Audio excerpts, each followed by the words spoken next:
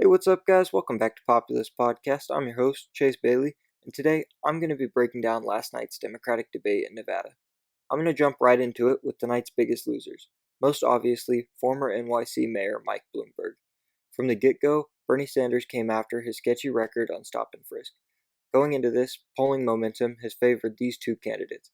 It became clear very early on that Bloomberg would be the punching bag of the night. Elizabeth Warren further pushed him on his record and created one of the standout moments of the night when she pressured him to release all of the individuals with whom he has non-disclosure agreements from their contracts. His poor attempt at tap dancing around the issue put a spotlight on his past sexual misconduct, which pretty much every candidate dogpiled on. Other memorable Blunderberg moments include Warren's quote, "Don't replace one arrogant billionaire with another," everyone booing him claiming that stop and frisk was well-intentioned, and most embarrassingly, when even Joe Biden got one over on him. For the first time in this cycle, the candidates seemed to finally come to a consensus on something other than Orange Man bad. The next loser in the debate was Minnesota Senator Amy Klobuchar. In a room with Chuck Todd, Klobuchar somehow managed to be the least inspiring person. Almost every time she spoke, it was cringeworthy. She's chasing after sound bites that come across as cheesy dad jokes. By far and away, my favorite of her bold policies is ending sexism on the internet by nominating a female. Because that makes sense. She also had a weird line about post-it notes in response to a shot from Warren. All in all, Klobuchar just postured herself as a Hillary Clinton-esque "pick me because I'm a woman" candidate, and I don't think her message will resonate with voters. Next, we have our middle-of-the-road candidates. First up, Joe Biden. He pulled a few punches on Bloomberg and had a few proposals that will likely have appeal to his base, but overall came across as sleepy. He struggled to stand out, and I don't think he did enough to stop his campaign's blood loss.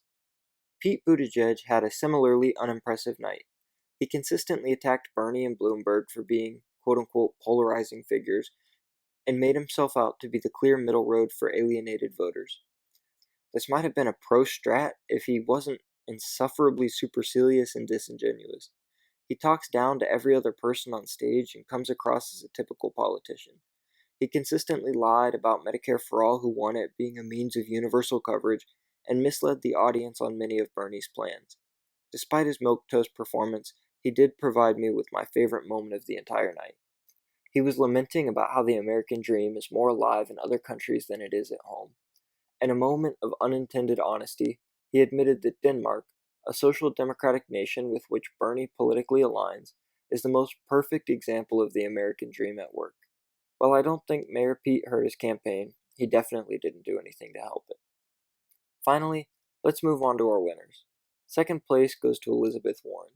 She came into the night with nothing really to lose, and it showed.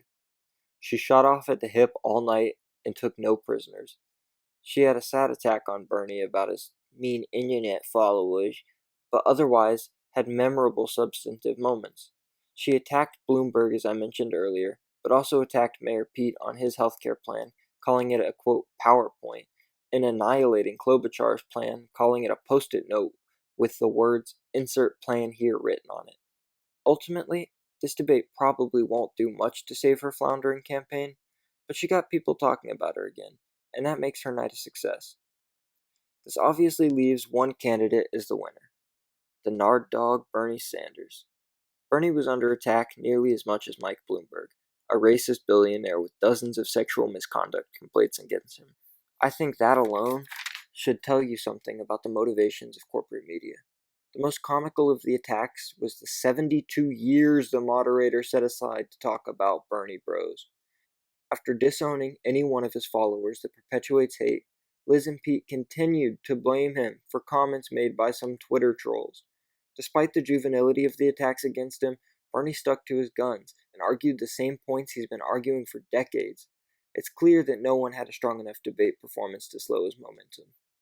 Overall, this debate was messy. It was much more confrontational, and the lines between candidates became increasingly clear. It's shaping up to be a fight between Bernie and one of the Republican-like candidates on that stage, and everyone knows it. It's crunch time. If you haven't already, please contribute to Bernie's campaign or volunteer to help get him elected. That's all I have for you today. Let me know what you guys thought about the debate down below. Thanks so much for watching, and I'll see you in the next one.